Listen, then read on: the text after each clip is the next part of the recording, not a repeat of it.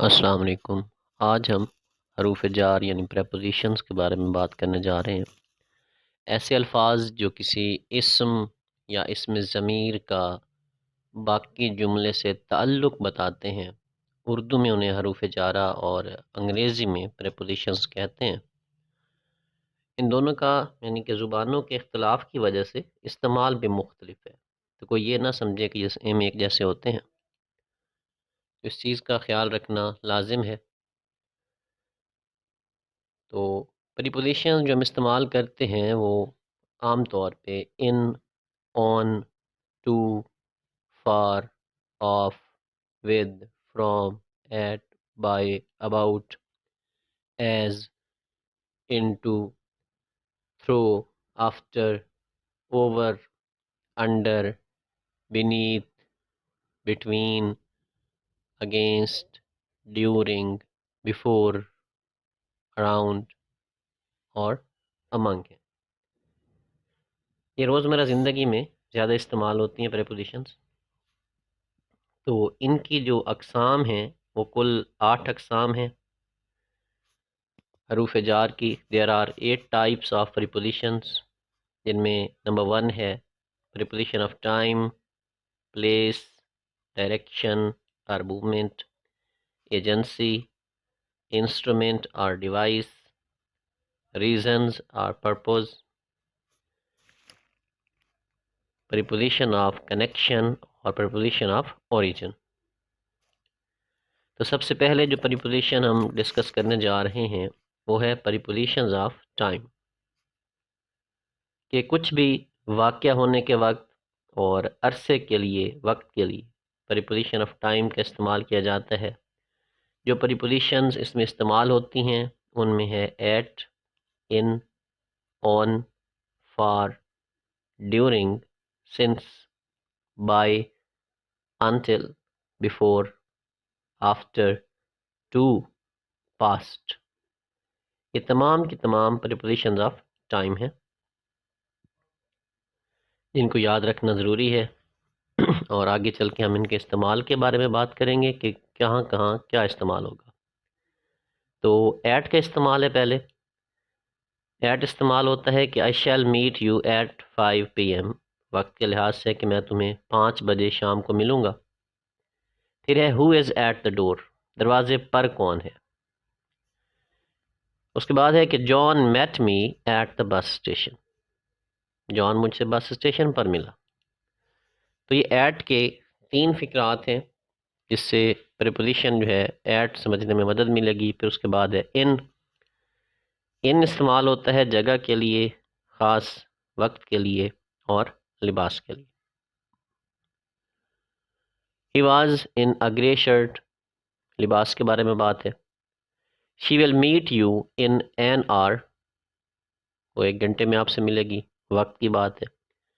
You live in Lahore, जगह की बात है कि आप लाहौर में रहते हैं। तो ये 3 इस्तेमालात हैं इनके, और भी काफ़ी सारे फ़िक्रात बन सकते हैं। इसके बाद है जी ऑन।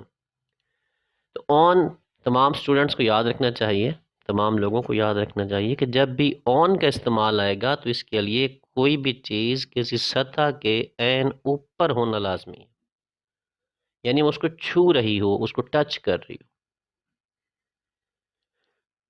मिसाल के तौर पे, he has a tattoo on his arm,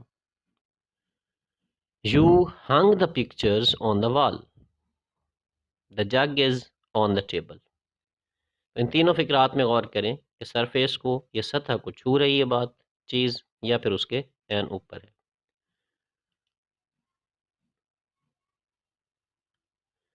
दूसरी प्रीपोज़िशन जो आती है वो प्रीपोज़िशन ऑफ प्लेस, यानी किसी चीज़ के किसी जगह पर, किसी मकाम पर होने को ज़ाहिर करती है। और इनमें जो इस्तेमाल होती हैं वो एट है, इन है, on, by, near, close to, next to, beside, between, behind, in front of, above, below. ये है प्रीपोज़िशन ऑफ प्लेस के हवाले से। इनकी भी आगे एग्जांपल्स या मिसालें आपके सामने रखेंगे, ज़रा गौर कीजिएगा। He will stay at the PC hotel, वो पीसी होटल में क़याम करेगा। अब बात उर्दू में हम क्या कर रहे हैं, he will stay at the PC hotel, वो पीसी होटल में रुकेगा, पीसी होटल में क़याम करेगा, पीसी होटल पर रहेगा, ये नहीं होगा। ठीक है। Her house is located next to the mosque, उसका घर मस्जिद से आगे बिल्कुल साथ ही मुत्तसिल चीज़ होती है, वहाँ वाक़ है। फिर तीसरा फिक्रा, my office is in front of national bank, मेरा जो दफ्तर है वो नेशनल बैंक के बिल्कुल सामने वाक़ है। चौथा फिक्रा, his bag was found below the bed, उसका बैग बिल्कुल बेड के नीचे से मिला, चारपाई के नीचे से मिला। तो ये चार मिसालें। फिर है प्रीपोजिशन ऑफ डायरेक्शन और मूवमेंट। ये ऐसे हरूफ जारा हैं स्टूडेंट्स, ऐसे हरूफ जारा, ऐसे प्रीपोजिशन जो किसी भी ऑब्जेक्ट को, उसकी मूवमेंट को ज़ाहिर करते हैं, उसकी डायरेक्शन को ज़ाहिर करते हैं, समत को ज़ाहिर करते हैं, उसकी हरकत को ज़ाहिर करते हैं। कौन सी चीज़ किस समत जा रही है, किधर जा रही है, इसके बारे में बात होती है। अब गौर कीजिएगा, पहली मिसाल, he is going to South Korea, इसमें प्रीपोजिशन क्या है, टू। फिर है PIA operates flights directly from Lahore, इसमें प्रीपोजिशन क्या है, फ्रॉम। PIA डायरेक्टली लाहौर से जो फ्लाइट्स है अपनी, उनको ऑपरेट करती है, उड़ाती है, चलाती है, ले जाती है पाकिस्तान इंटरनेशनल एयरलाइन के हवाले से। फिर तीसरा फिक्रा, the bird flew over the trees, अब इसमें जो ओवर है ये प्रीपोजिशन है। The boys scattered round the dune, रेत के जो टीले होते हैं उनके इर्द गिर्द लड़कों ने स्कैटिंग की है। फिर फिक्र है, I walked across the wooden bridge, तो यहाँ पे जो प्रीपोजिशन है वो है अक्रॉस। ऊपर वाले फिक्रे में क्या थी, the boys scattered around the dune, तो यहाँ पे अराउंड था, नीचे वाले में अक्रॉस।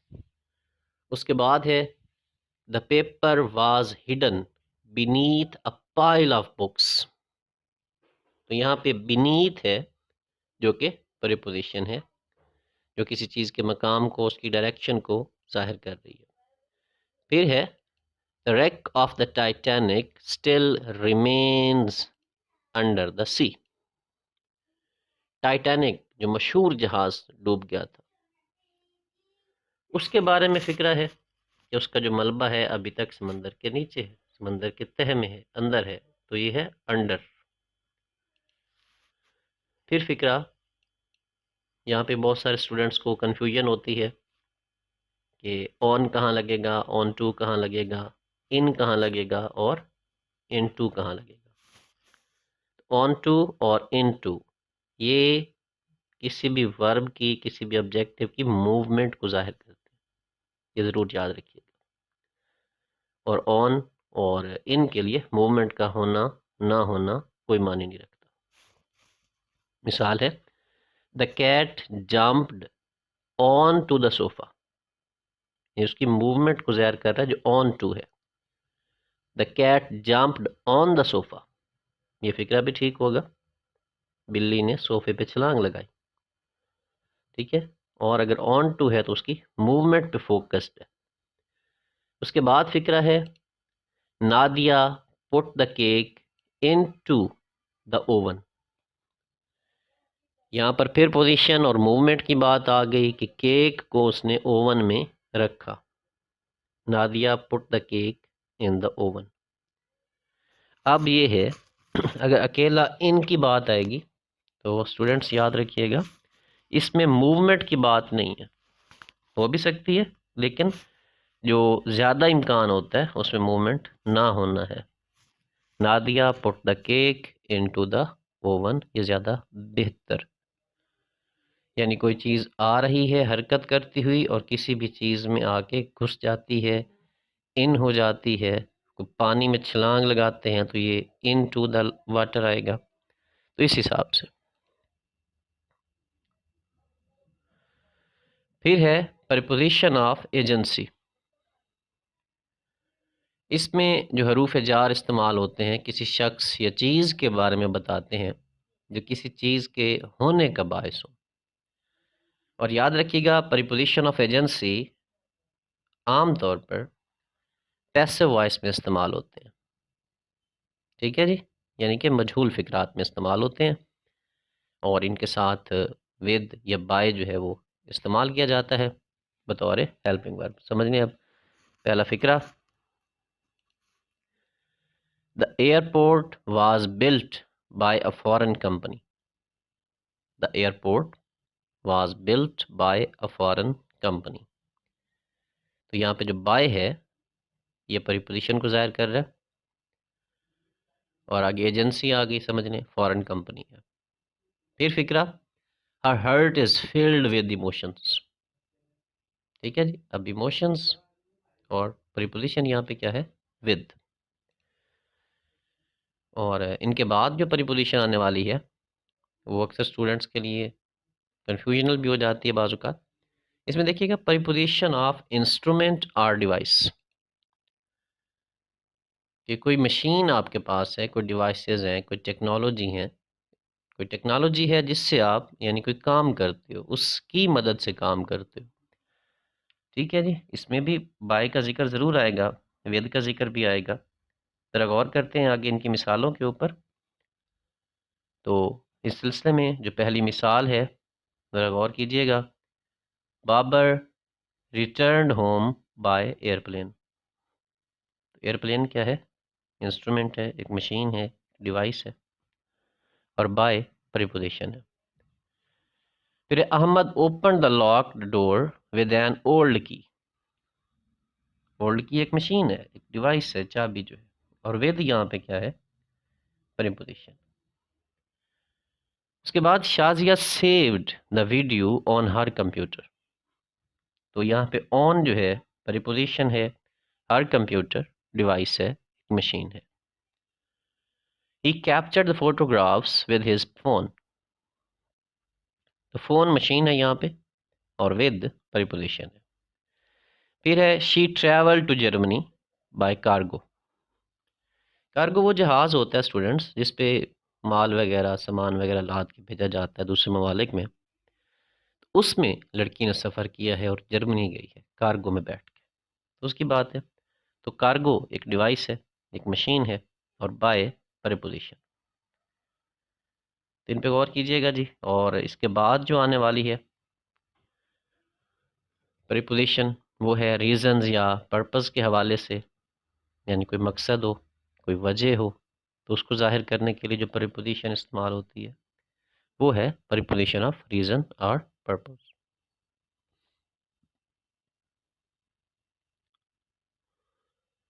इनकी मिसालें जो हैं, everything Ahmed did was for Saqlain. ठीक है, जो कुछ भी अहमद ने किया वो सकलैन के लिए था। Because of the delay I was late to the party. आखिर की वजह से पार्टी में मुझे देर होगी, डिले किसी भी वजह से हो सकता है। फिर offices were closed on account of public holidays. जो अकाउंट लफ्ज़ है, ठीक है जी, और ऑन भी ये प्रीपोजिशंस है। फिर all my achievements are because of my parents.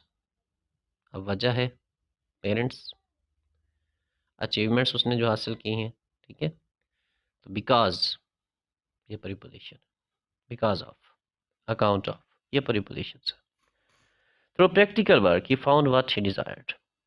अब जो थ्रू है ये प्रीपोजिशन है, ठीक है, और उसने जो हासिल किया उसका पर्पज़ है, उसकी रीज़न है। Through practical work he found what he desired.